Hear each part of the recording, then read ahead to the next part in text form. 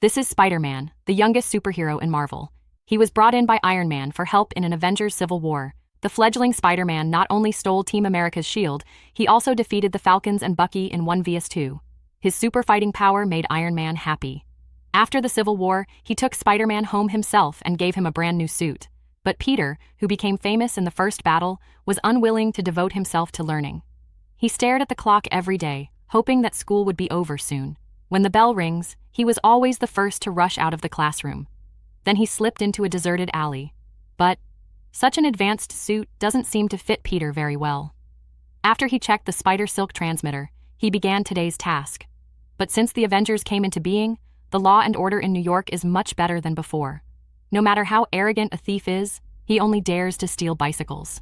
So Peter had to help the old lady cross the road.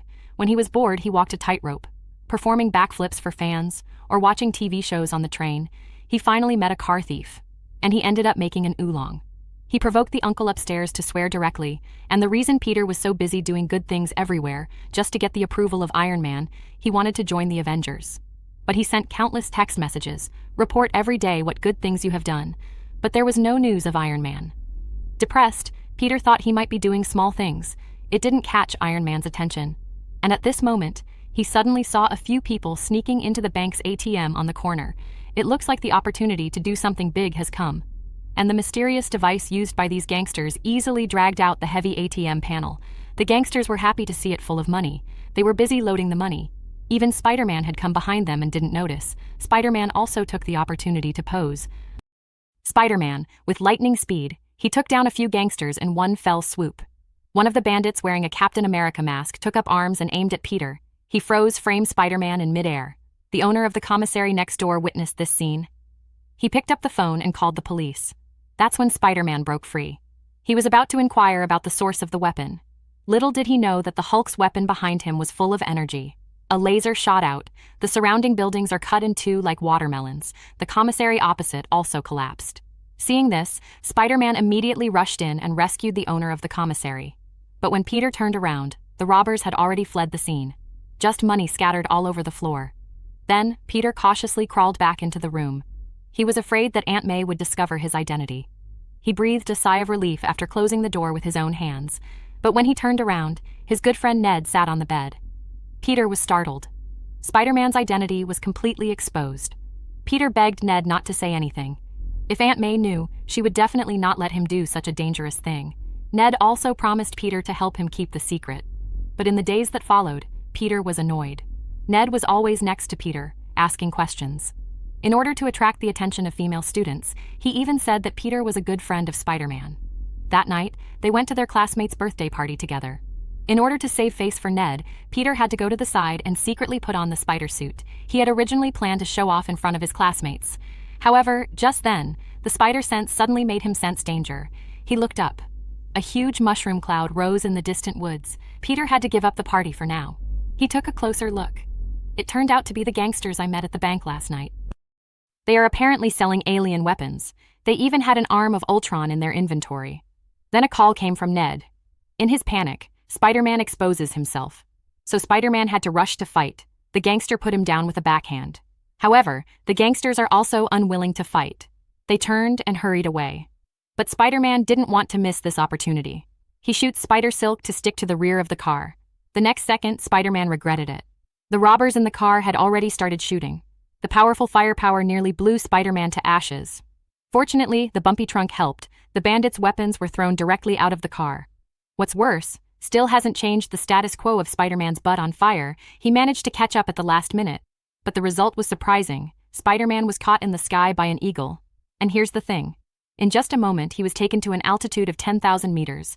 But this also automatically activates the parachute on the spider suit. Although Spider-Man is out of control, but he opened it backwards, and he fell into another dead end. The parachute suddenly wrapped Spider-Man. Spider-Man then falls into the lake. It doesn't matter how Spider-Man breaks free, seeing this superhero about to die at the bottom of the lake. Suddenly, a firelight shot into the bottom of the lake like a cannonball. It was Iron Man. Fortunately, Iron Man arrived and rescued him. Then Iron Man intimately helped Peter turn on the heating function of the suit. Peter told Tony not to run to save him. He can do it himself. But Tony said just to see him. In fact, he himself is still traveling abroad. He just remotely manipulated the armor to come over. Tony was furious on the phone. He reprimanded Peter severely. Tony told him to get out of the way, just do his own thing. How could Peter give up so easily? On the way back, he found a high-tech weapon dropped by the bandits. At the same time, in a secret warehouse, the Vulture reappeared in mechanical wings. He is the leader of this group. He used to run a processing plant. He specializes in collecting high-tech equipment left over by aliens after the New York War for the government. However, the involvement of Iron Man Stark Corporation caused him to lose the job. In desperation, he brought his men to sell alien weapons without permission. It's been going on for years. But he just got into a fight with Spider-Man, and not only was his identity exposed, he also lost a weapon. He warned his men not to fire at random outside. The bald man was not convinced. The bald man tried to threaten him. As a result, he was instantly reduced to ashes by vultures with alien weapons. Then the Vulture ordered his men to retrieve the lost weapon, the other side. Peter dismantles a weapon he found in the school laboratory. A rough alien stone fell from it. It seems that this is the source of the powerful energy of the secret weapon. Peter and Ned decided to work together. They were trying to figure out who was behind it. Just as they were about to go home, Peter suddenly discovered the gangsters from last night. They used the detector to find it. Peter was so frightened that he jumped up and hid aside. But he thought this was a great opportunity. He quietly followed behind the two bandits. Peter secretly launched a spider tracker on them. With the help of holographic images, Peter can see where they are in real time. Finally, he determined the location of the gangsters' den. It's just that the destination is far away. It just so happens that the school organizes off-campus academic competitions. Peter and his companions took the opportunity to infiltrate the team.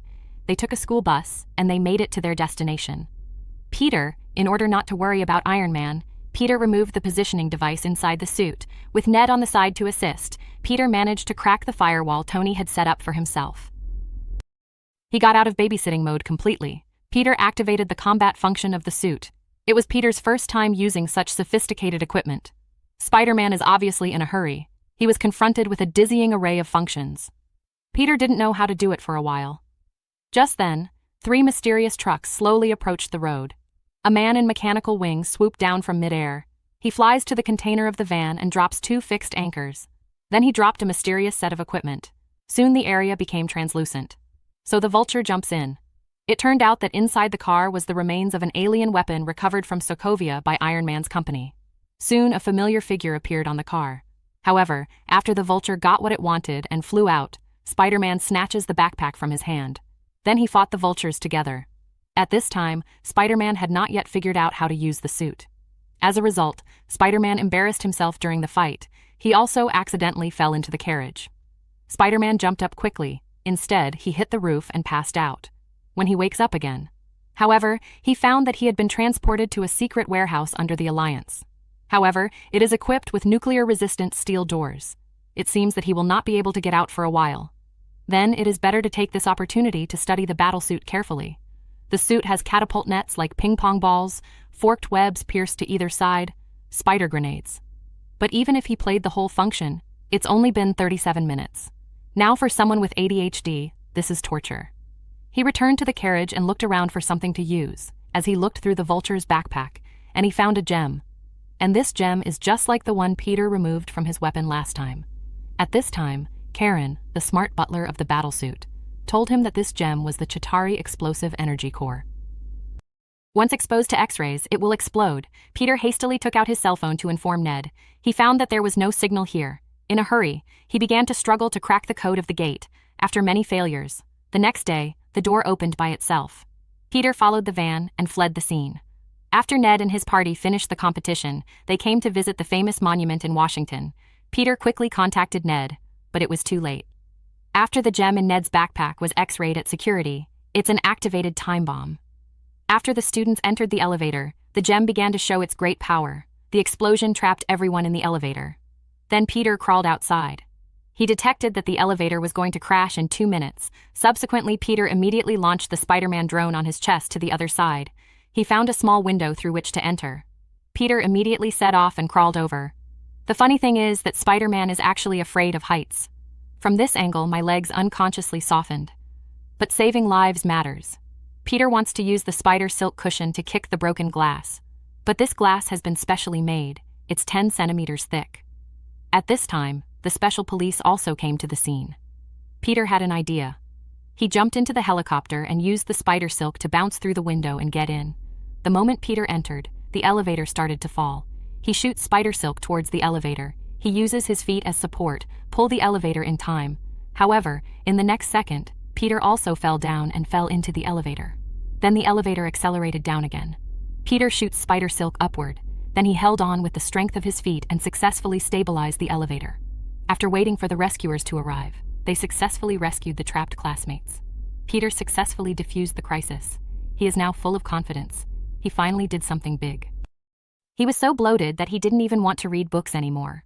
Now he has only one goal, that is to catch the Vulture, the final boss, so that he can become a member of the Avengers.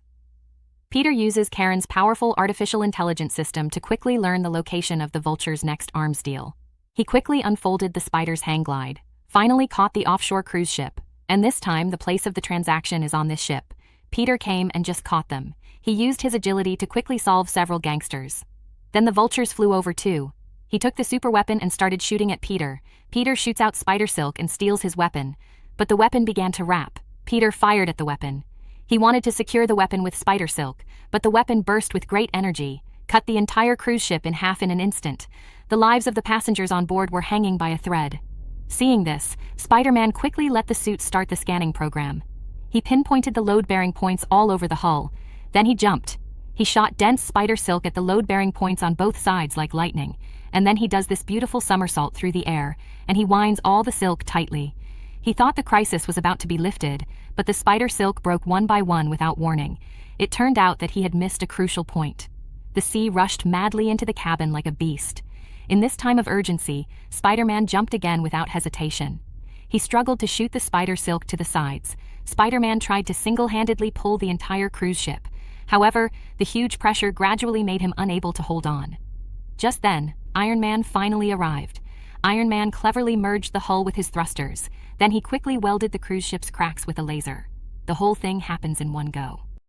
At this moment, Spider-Man is deeply aware of the huge gap between himself and the members of the Alliance. Afterwards, Spider-Man and Iron Man had a heated argument. Peter felt that Tony didn't care about him at all. He never took Peter's ideas seriously either. But he didn't know that Iron Man went to great lengths for his growth. Peter's wayward behavior almost caused disaster. Finally, Tony helplessly took away the spider suit given to him. After this incident, Peter calmed down. He went back to his normal life. He became that good student again. He spent more time in school. Peter also managed to get a date with his crush, Liz. They made an appointment to go to the dance together that day. On the day of the dance, Peter is wearing a handsome suit. He went to pick up Liz with great joy. But the moment the door opened, his jaw almost fell off. It turned out that Vulture turned out to be the father of his girlfriend. This sudden change made Peter instantly at a loss. His awkward performance immediately aroused the Vulture's alarm. When Liz mentioned that Peter knew Spider-Man, the Vulture immediately became suspicious. Through the flawed dialogue between the two, Vulture soon determined that Peter was Spider-Man. They come to the dance. Vultures make excuses to take Liz away. Then he warned Peter with a serious face, let him get out of his own business. Otherwise, he will attack Peter and the people he cares about, facing the threat of vultures. Peter got out of the car silently. He walked to the door of the ball with a heavy heart.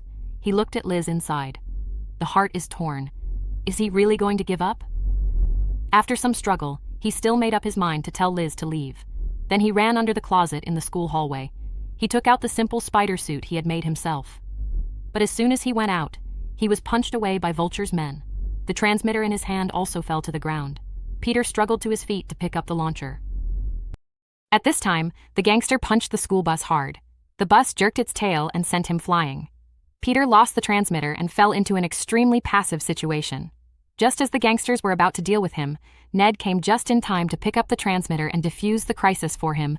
Peter arranged for Ned to contact Happy. Then he stole his classmate's sports car, but without a license, he can't drive at all. In the car, Peter had Ned locate his cell phone. Turns out Peter had left his phone in the Vulture's car. Ned informed Peter that he had contacted Happy, but Happy ignored it. Because Tony is moving at this moment, the Vultures are going to hijack the equipment on the transport plane. Peter immediately drove there, and he rushed nearby according to the location of his mobile phone. He also showed off a stunning parallel parking. After parking the car, he goes into the factory. At this time, only the Vulture was left inside. The Vulture was not surprised to see Peter. In order to ensure the success of this operation, the Vultures decided to get rid of Peter first. The wings behind the Vulture instantly launched an attack.